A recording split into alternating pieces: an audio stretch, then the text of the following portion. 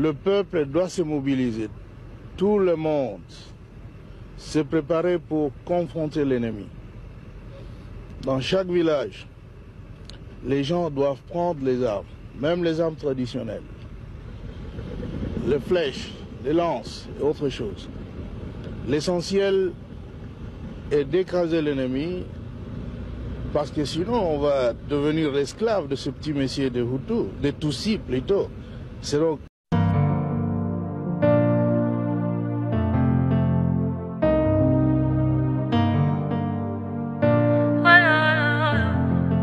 rémunérateur de ceux qui le cherchent. Aïe, aïe, aïe.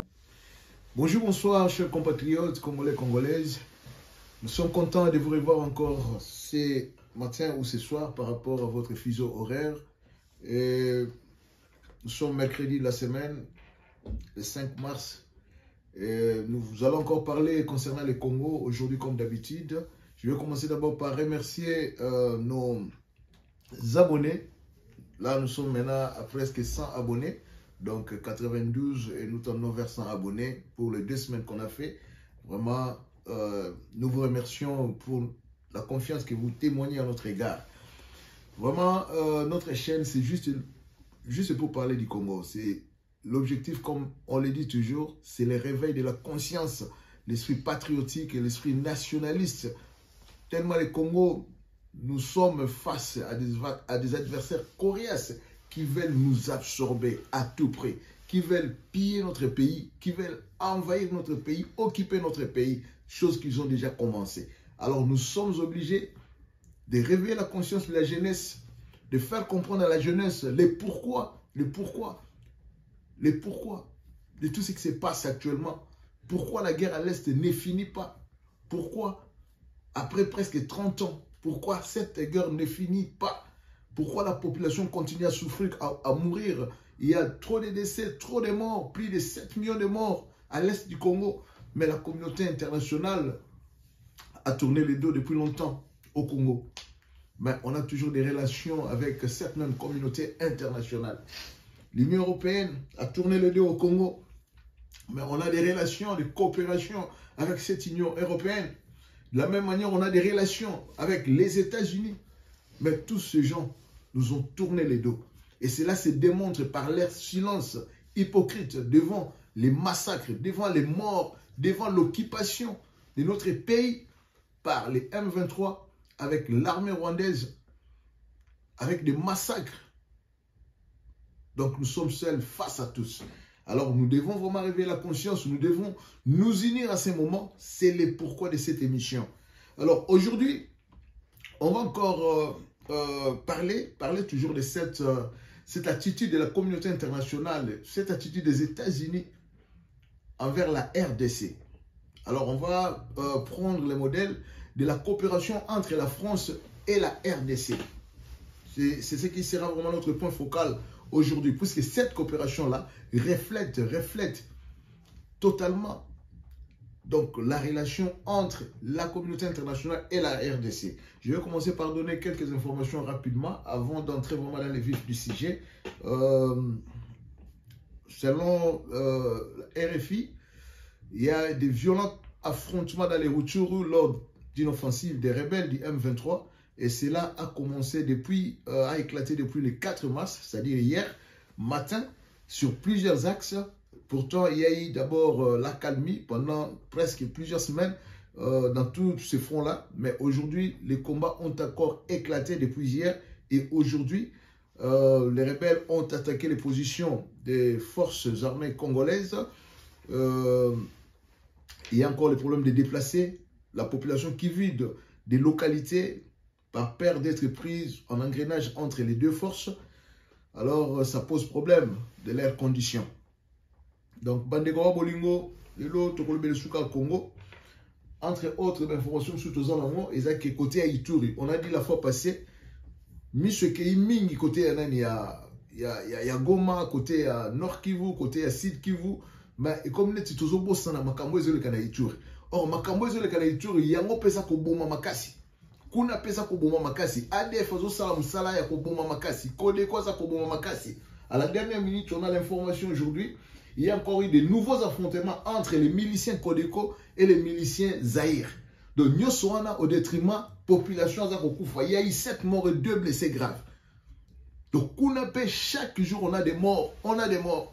Il y a un autre la fois passée, le gouvernement, mais quand a mis sur le côté, pendant qu'on a une fixation à M23, on a Rwandais côté, mais qu'on a déjà la forme sur ces fumama. Donc, ok, M23 peut pas compter à Mwandambo. Baza ko aider, Rwanda za ko aider, ba côté kuna ba rebelle, tout ça qui attaque et qui tue la population. Et dans Nord Kivu, une autre information, le général-major Alemba Nzambe, nouveau commandant de la 34e région militaire. Donc ça montre toujours que tout ça n'a pas de problème chez le commandement. Dans la guerre, tellement il y a eu trop d'infiltrés, trop de Rwandais, trop de corrompus. Bah oh ba teka information en mboka ba oh ba teka mboka yango zo senga toujours il faut pas ça là ba continuer service de renseignement je travailler fort pour ne pas détecter ba to baza ba ennemi de la République comme ça ko changer ko ça va changement ko permettre biso to bunda bitumba ba imposer biso. Mes chers frères, on n'a pas d'autre choix pour le moment. Toi kana choix moko il faut te défendre mboka na biso. Quel que soit voie où tu es obligé de la diplomatie, obligé de négocier na force où ils ont attaqué biso, obligé de négocier na Rwanda, mais pendant que ils obligé biso, nous notre pays est occupé, est envahi. M23 ça côté na Rwandais, bazui ba envahi déjà côté à Bunagana wana, ba côté na Rutshuru ba parti mususu basi bazwa ba localité belé. Na Nyiragongo, on la localité Msusu. Au lieu de la territoire, il y a le côté ça qui on a déjà tel bataille qu'on est heureusement résistance ces amakasi. Alors, il faut te évacuer guerre oyo ceux qui sont de télémité et aussi la té. Il y a moment une raison où tu tiens la chaîne oyo, tu me kako expliquer surtout la jeunesse. Comment makambo e banda? Tu expliques au micro nyo so peut trop les mots expliquer té. Tu évacuer o ezali complot international. Et ça, Kabalo basale la biso. Na miso toujours pour la cohérence au pire la richesse sur les biso. Tu comprends les enjeux de l'heure. Très important. Toeba, moukilezo qui est dans la direction. Makamu géostratégique, géopolitique, eza ndenge nini. Ma grande puissance balingi ni nelo oni bazoluka pour le Congo. Ben intérêt na mamu eza wapi. Ce que tu veux comprendre les enjeux de l'heure, tu connais ma place ni totalement. Tu connais ma place ni totalement. Ce qui te koki makamu na ko comprendre ya ngote. On aura difficile, il y a pas de deal, problème. Puisque si on prépare, ça déjà un plan est belé. Tout ça, on a transition énergétique. Tout ça, toujours les gâteaux, on a voitures électriques. Tout le monde a à cause de la pollution, le changement climatique, nous avons des balingi. Tout le monde a la pollution, créer la pollution, tout le vert. Énergie électrique, donc cars électriques. Or, cars électriques, on a aussi une batterie électrique. Il y a des lobby. Donc, il lobby et ça n'est pas kamwana. Alors, minere ba ebike, place au bazoa ba minéré. Oyo senga pona makamwana et ça na Congo. Cobalt et ça na Congo. Pas besoin de cobalt. Pas besoin de cobalt pour la makamba batterie électrique. Bazan a besoin d'un pour le système de défense militaire na bango. Chaque pays a besoin d'un pays qui a grande puissance au monde. Or, le Congo a réserve makasi. Il y a cobalt. Tout ça a plus de la moitié, donc plus de 60%. Il a fait 70%. Il y a production mondiale. Il y a cobalt. Elle m'a pas play en down, nous sommes pour la balle qui s'emploie à Congo. Mais si maraté. Puisque c'est le Congo qui est le premier producteur mondial. Il y a cobalt. Minéraux na bango bazan a besoin d'un très important pour la transition énergétique. Très important pour le système de défense. Pour le système de défense militaire. Si le Congo mutazana. Enjeu de l'air, il y a un na bitumbo bazana entre bango na bango grande puissance. Aux hommes la Chine, aux hommes les États-Unis, aux hommes la Russie, même la France ou la bango tout bazana besoin ya biloko izana Congo. Pour na yango des permettre bango basala ba makamna bango oyo permettre bango bali ko lead mokili oyo. Lorsque tu as la puissance financière, la puissance militaire, Oui, c'est pour cela les États-Unis, on doit aller devant ma camion. Alors, ceux qui comprennent les enjeux de l'RT, moyen de comprendre ma guerre, exact. Or, jeunesse, il faut comprendre ma cambouana. Il faut comprendre. Comment tu aussi colonde, tu aussi colonde, ce que tu as tu télémi, tu sangani, pour na tuer bako bunda. Mais avant tout bunda, il faut tuer bako bunda pour l'année. Il faut tuer ma camouni no ezo les cas. Pourquoi bitumezo silate? Pourquoi Rwanda, pays mouké, akoya, abana okanga Congo, mais dans l'entretemps, bamine l'onion toi là, on a relation, communauté internationale, toi là, on a relation, bah ça là que l'autre pourquoi? Pourquoi Monisco bandaya na Congo? Bandaya na Congo, des années et des années, plus de 20 ans. Pourquoi Monisco a ça la l'autre? Presque 20 ans à Congo. Mission d'observation. Monique. Mission d'observation. Protection civile. Et l'homme comme Monisco. Mais et l'autre comme mon côté. Population ça au jour le jour. Chaque jour population ça bazo massacrer population. Pe baye bien mon bien. Rwandais bazo kota bazo massacrer population. L'armée rwandaise rebelle aux yeux d'origine tout type. Oh bah momo bah comment il va côté pas comme ça on va congolais ma belle tout ça tout le monde va kunda batware. Tout le monde va Bosco Tangana. Tout le monde va kamba ba RCD. Tout le monde va kamba ba MLC. Tout le monde va kamba nyo swana. O ezalaki guidé, téléguidé na Rwanda, Ouganda avec la bénédiction des Occidentaux, surtout les États-Unis d'Amérique. Yamo lelo na lingaki total kaka mo muke titre émission ezali. Donc la relation, la coopération entre la France et la RDC, qui est le reflet parfait de l'attitude de la communauté internationale et des États-Unis par rapport à la République démocratique du Congo. Donc, ce que je coopération, il y a France, na RDC, on peut comprendre, il y a des autres images. Il y a attitude sur la communauté internationale par rapport à Congo. Pour le moment. Pour le moment. Pourquoi la tiraki si je wana? Dans la qui émission moko o ezalaki bango ba français ba organiser qui na assemblée nationale na bango. C'était sur la situation en République démocratique du Congo. C'était une table ronde. Il y a commission des affaires étrangères. C'est-à-dire que babane ba député ba convoqué qui bateau bazali, ba expert, ba chercheur, il y a makambo ezali, il y a Afrique centrale sur le plan géostratégique, géopolitique, et puis ba convoqué qui au Msusu, son nom c'est Ketin Tesseire, sous-directeur de l'Afrique centrale à la direction de l'Afrique et de l'océan Indien du ministère de l'Europe et des Affaires étrangères. Na o Msusu Komonae, Thierry Vircoulon, chercheur associé, coordinateur de l'Observatoire de l'Afrique centrale et australe au Centre Afrique subsaharienne de l'Institut français des relations internationales. Baroum Bala Bazalaki auditionné n'a pas député. Dans cadre toujours, il y a commission des affaires étrangères où Ezalaki présidé par Jean-Louis Boulange sur la situation de la République démocratique du Congo. Ezalaki le 24 janvier 2024. C'est-à-dire, les députés n'ont pas auditionné Rabatouana, ils allaient pour permettre éclairage. Éclairage dans Makambo, ils allaient à Congo pour la loi concernant Congo. Pour ne pas sa positionnement, il y a France par rapport à Congo. Comme ça, il y a des autres pas éclairage, ok, ça va.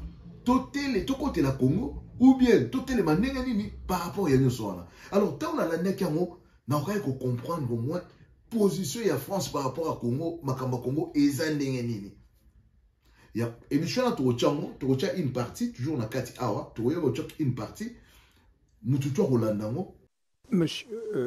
Monsieur Dupont-Aignan. Merci, Monsieur le Président. Merci pour cette table ronde très intéressante. Histoire tragique, on en est tous conscients. Moi, j'ai deux questions. Une question politique et une question économique. La première, sur la question politique. Est-ce qu'il n'y a quand même pas une stabilisation avec le président actuel ou une volonté de stabilisation? Bien évidemment, l'élection est sujette à caution, mais compte tenu des circonstances et de la reprise du conflit dans l'Est, est-ce qu'on pouvait faire tellement mieux? Quelle alternative il y aurait? Et est-ce qu'il y avait une alternative? Vous n'avez pas vraiment répondu à la question du président Bourlanges, donc je repose la question. Question sur de politique étrangère, quand même. À force de ménager le Rwanda, est-ce que la France n'a pas joué à Ponce Pilate dans cette affaire? Les déclarations très maladroites et très malheureuses du président Macron qui a, lors de sa visite, donné des leçons de souveraineté à un pays qui se voit confronté à un mouvement soutenu par un pays voisin et pour lequel la France ne dit pas grand-chose. Il faut quand même un sacré culot pour oser dire cela aux autorités congolaises, même si les autorités congolaises ont sans doute leur part de responsabilité. Bref, à force de vouloir ménager les deux, ne risquons-nous pas de perdre un rôle absolument fondamental à jouer dans un pays francophone, essentiel au cœur de l'Afrique?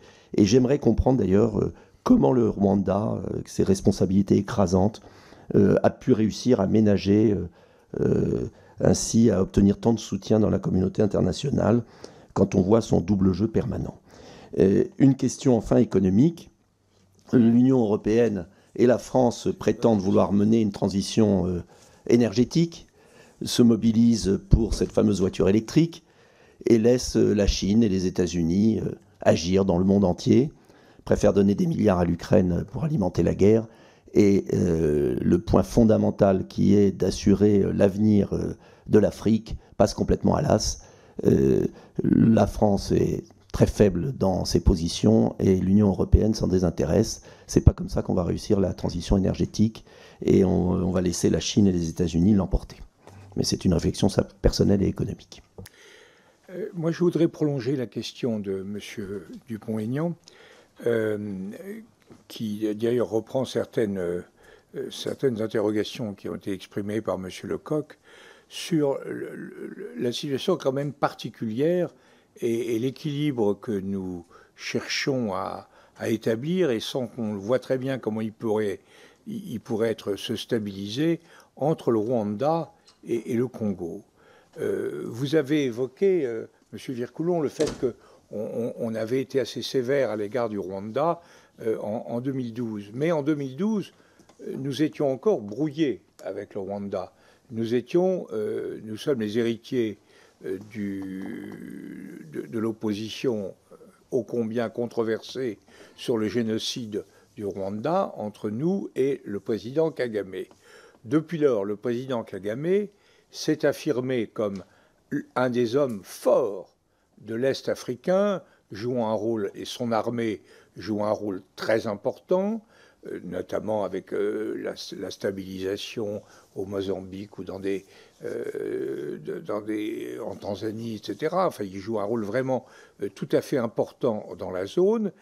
Et il semble bien, c'est ça la question, qu'il ait des visées précises. Je ne dis pas de modification définitive de la frontière avec le Congo, avec la République démocratique du Congo, mais il y a une exploitation systématique au profit du Rwanda des richesses de cette partie de la République démocratique du Congo. Et vous, M. Tesser, quand vous dites qu'on fait ci, qu'on fait ça, il y a quand même quelque chose.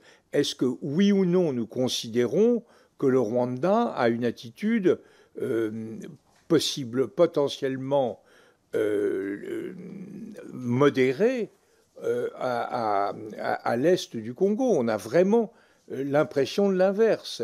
Et à partir du moment, pour de multiples raisons, dont la culpabilité liée au génocide, pour de multiples raisons, nous avons joué la carte de M. Kagame, à tel point que dans un pays qui a choisi l'anglophonie, nous avons accepté que ce soit une proche de M. Kagame, qui est venue ici d'ailleurs, très brillante, qui s'occupe de la francophonie. Il y a quand même une incertitude. Alors je comprends qu'en politique, il faut faire des choix. Mais est-ce que le choix de M. Kagame, est-il légitime pour qu'il soit... Binomo Botali, émission Botali, partion là, comment est-ce que ma question est là qui posée? Parce que tu as parti à ma question là. Donc, député va tourner des questions. Donc, qui question est là qui à caractère politique, na question est là qui à caractère économique. La question est simple. Puisque au Rolanda, Batouana, Mibale, au Baye, qu'on éclairage. Ce qu'on a dit positionnement dans Bango, surtout au chercheur. Donc, ce qu'on a dit positionnement, c'est-à-dire pour naïe, Congo, Makambunaye, Ezaye, Moko, Moutou, Azako, Bomamboka naïe. Donc, Bango, Rwanda, Rwanda, donc, Etali, Bangote, pour na Bango, Rwanda, ça, les lots, moi, ma bête. C'est-à-dire les Congolais, Bango, Moko, Bango, bête, c'était, na Makabomoni a expliqué, Bango, ma belle élection, Banini, tout ça. Non, on ne refuse pas. L'élection, c'est chaotique. Ouais, on le sait. Mais par rapport à la guerre de Oezana Est, quelle était l'alternative sur le plan politique? Puisque, toujours on a bien, bateau va pouvoir pour le moment, ça la makamona a dénoncer, bazo meka ko position la kisi ke balingité makamba ya Rosolana M23. Donc, ma position les a bien. Il y a une position du peuple to lingi. Pas tu as dit que makamona ya ngambo pour nyo sezali ba traître na ba traître. C'est-à-dire on ne peut pas négocier avec les rebelles. To koti kate ba rebelle ba ya kabake ba simandu ki ba ye ba zu pouvoir. Bah comment vous gabi ce sous. Donc bah bombi population si ma baye bah zu sous pouvoir. Non. Et ça déjà malin. Mais alternative les amis. Bah tous les moments question sur le plan économique. Que comment est-ce que France a ça comme ménager Rwanda entre temps baye bige. Kagame a joué double G. A joué double G. Yé mutaza ko piller côté Congo kuna, yé mutaza créer ba massacre wana, yé mutaza ko soutenir M23 en hommes et puis en munitions. Minduki makambo nyoso eza yé mutaza ko armée bango. Mais comment France a koki ko kangamiso? France a na ba relation autaki dans Macron tango yaki aye ba ko signer sous ba contrat mususu, c'est-à-dire ba relation coopération entre France na RDC. Bimisa quand donc ils appellent la coopération stratégique pour la bango. C'est-à-dire analyse d'abord ba mona que RDC, c'est-à-dire aza joueur majeur pour la future ya ba makamna bango belé. C'est-à-dire yango ba no linga que non, ba relation na ba meka ko étendre bango na ba domaine belé, que ce soit dans le commerce, que ce soit dans l'éducation, que ce soit dans boyni tout ça. Même si le plan militaire, tu as une coopération, d'ailleurs, dans le centre militaire, où ils ont na Congo, on va former sur les officiers, sur les tout ça. Mais comment même bateau, tu as une coopération, mais même bateau, basé sur la coopération, il y a bien à Rwanda. Tout le monde a eu le dernièrement président rwandais, avec pompe. Donc, PC bonheur à Osakanate. Entre-temps, les mêmes moutons à Zakoboma. Alors, comment est-ce que vous êtes comme toi au Bouma? Mais dans l'entretemps, vous êtes sous armée, vous êtes sous paix, ça va bon pour nous renforcer. Donc, politique, il y a un député Batunaki. Mais beaucoup de gens qui bateau pour nous éclairer. C'est-à-dire, ma camarade va répondre à voter. Donc, il y a une question, on a bête à ma solo moussou. Même Moutou a président de la commission des affaires étrangères. Donc, même Moutou a un modérateur. Donc, à l'obit, à ce moment bien, à ABC, il a des messieurs Ketin, on a ABC, sous-directeur de l'Afrique centrale, à ABC, à l'obit, je sais que quelque chose est mal à l'aise, ma réponse, là, je tout ça, mais on met ça. Donc, on va sentir, tout le monde. Donc, c'est-à-dire, biso de Congolais de Tokofarana est à l'Ibamonté. Il y a un toujours le bas. N'a pas relation entre pays, entre États, ce sont les intérêts qui priment. Biso de Congolais, il faut que intérêt na biso. Il faut que tant que tu as la diviser, batouana bako sakana biso. Bako sakana na biso. Bazana bango na souci na biso te. Bango bazana souci, il y a partage na richesse sur biso tozana ngo. Il y a positionnement na bango. Moko kuta expliqué bien. Oh msusu wana mais c'est ceux qui véhiculent wana, il a bien expliqué. Alors que pour le moment Rwanda aza lokola gendarme na bango en Afrique, surtout en Afrique de l'Est, Afrique centrale. C'est lui le gendarme. Tant qu'il y a quoi assurer que Tchakimia n'a pas intérêt français dans Mozambique.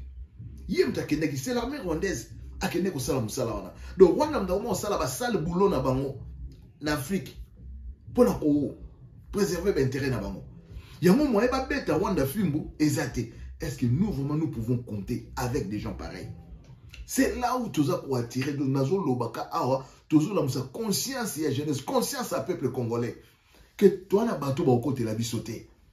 Même bateau, on a une relation bilatérale, na ba façon belé, on a une coopération dans le domaine songolo, même bateau, on a bazan na souci na biso ta mukete. Ba na souci na biso te. Donc on ne peut rien espérer d'eux. La France, on ne peut rien espérer d'eux. Batou na des questions. Questions, on a bakoka ko répondre à moitié. Bakoka ko répondre à moitié. Donc ça dit, ce sont les gens, que ce soit la France, que ce soit les États-Unis, la Belgique. Donc pour na bango accent batia on a commerce international opaque où ils ont salama. Na côté est on a or na biso za ko bima kuna ba piller ba minéral sur ko bima Kigali et Rwanda pas Dubaï. Direction Dubaï. Côté bango ba vandeli ya mwana. Donc l'économie de la violence, yango de bango ba za ko supporter, ko soutenir. C'est pour cela qu'ils soutiennent Rwanda. Yango va soutenir Rwanda. Yango va renforcer toujours. On l'a vu ici. Tout le monde yango. Tant que biso moi unité nationale et comme cohésion nationale comme salama. Tant que communiquer que non il faut guerre. Mais qu'est-ce qu'on n'a pas vu? Hein? Tout le monde côté France.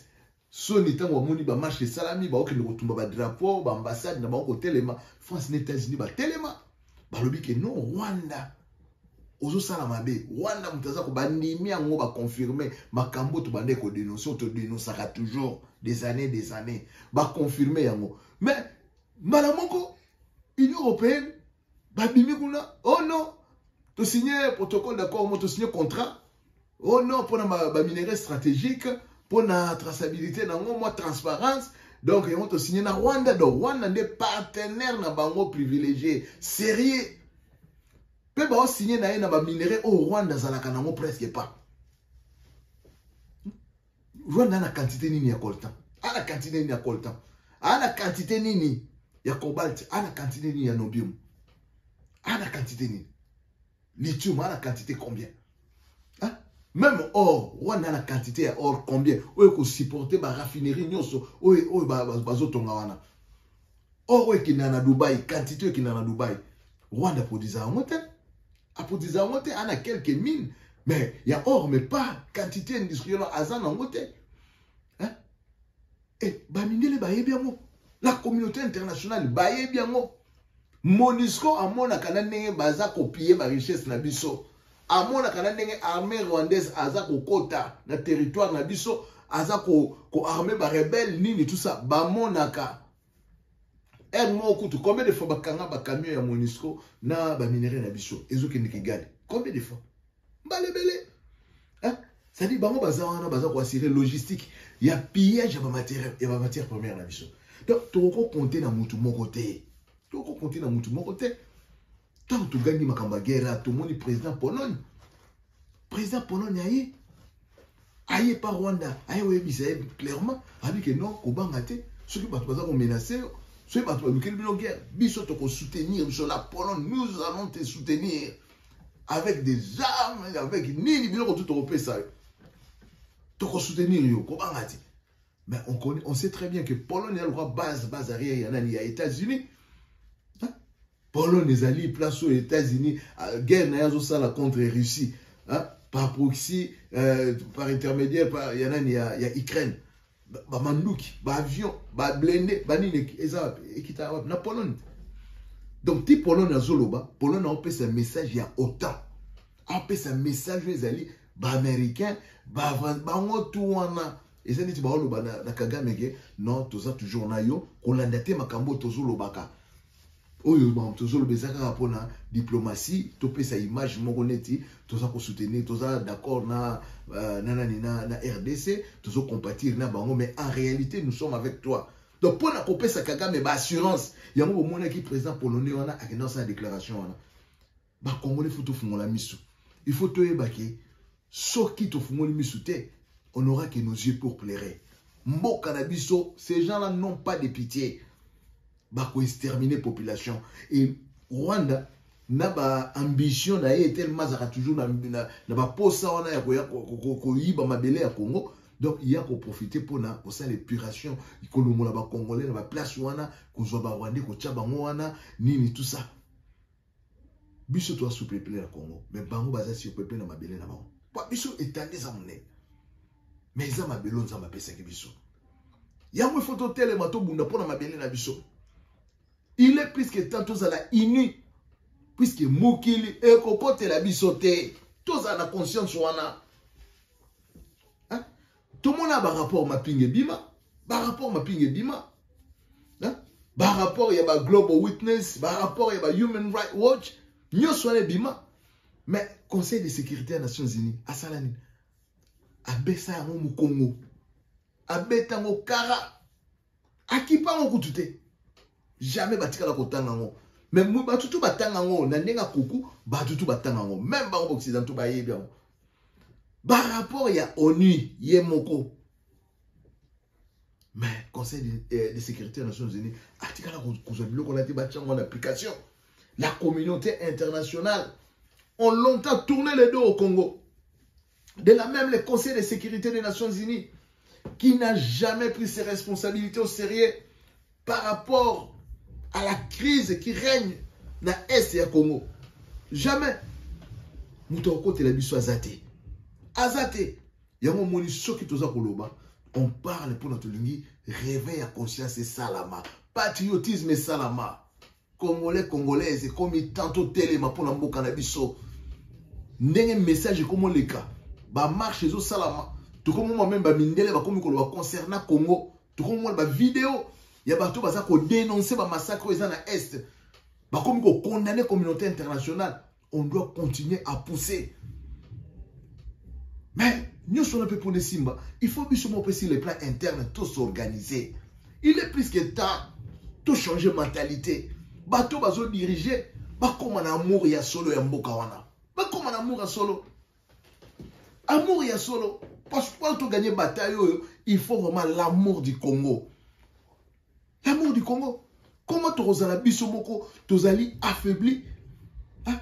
Aussi, on a vraiment, même sur le plan, pour la couper sa peuple, on a un problème. Non. Même le on a un problème. Il est plus que temps conscience et ya. Et là, on nous a empêché. Le programme net sur le plan interne. Le programme net. Il y a service national. Dans chaque province. Et là, on est aux zanga. Et zangini. Par rapport à mon budget, il y a 16 milliards. Il y a qui voté.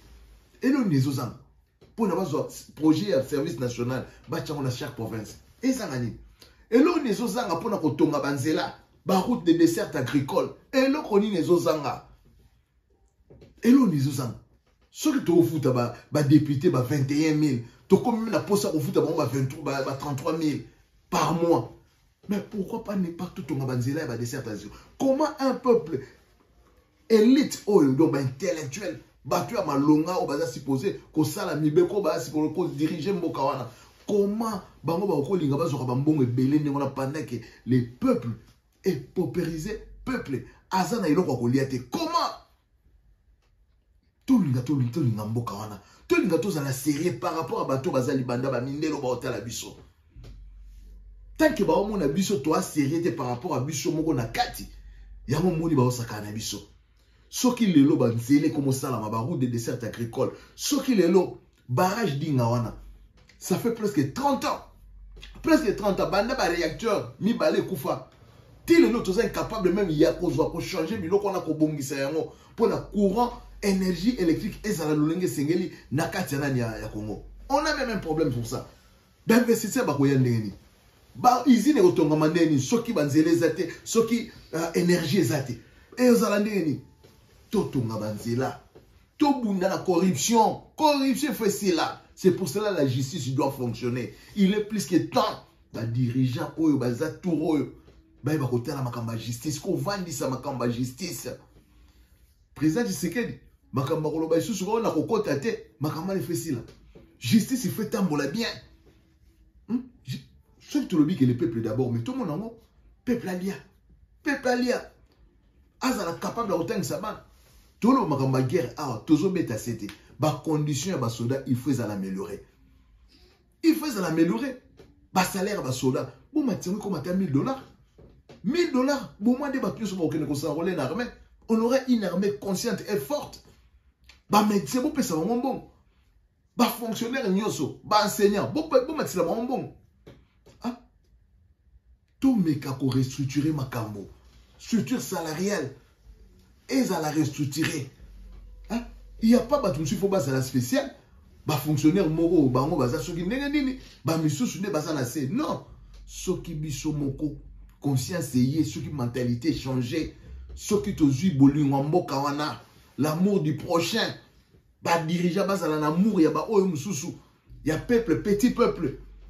Bilanga et salama, banzela et tongama. Borumo na Congo wana toko décoller, batu ya libanda ba ko mobanga biso.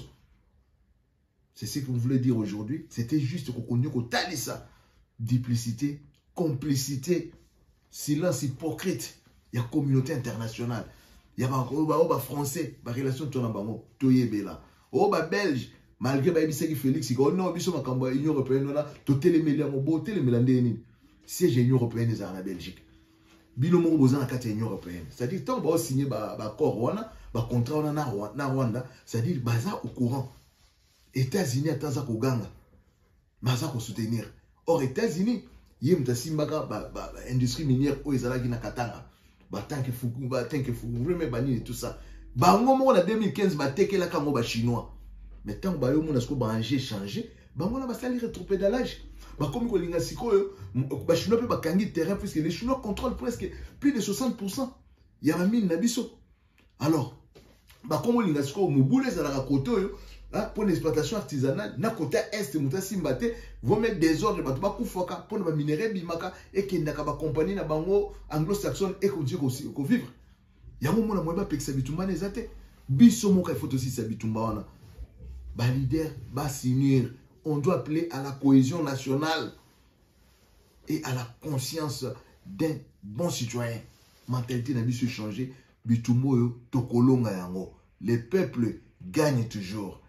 J'ai dit et je vous remercie. Nous saluer juste Bambote, qu'on remercie, ma sponsor Nabiso, 43 d'État, toujours en forme. Et puis RL Design, toujours en forme. Et puis décor. Donc, tout ça, on a ceux qui, si je suis allé, bon, hésiter, numéro, on a fait ça, on a assez. Botine de la chose, si je suis, on va critiquer, bon, ça là.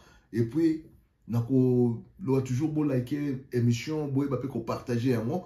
Puisque autres a besoin d'aller propagation et salama peuple aïba ko comprendre ba jeune ba ko comprendre réveil à conscience et salama pour lobby baza capable de se positionner pour na makamba Congo ko bunda pour na Congo pour toute victoire finale. J'ai dit et je vous remercie Ingeta.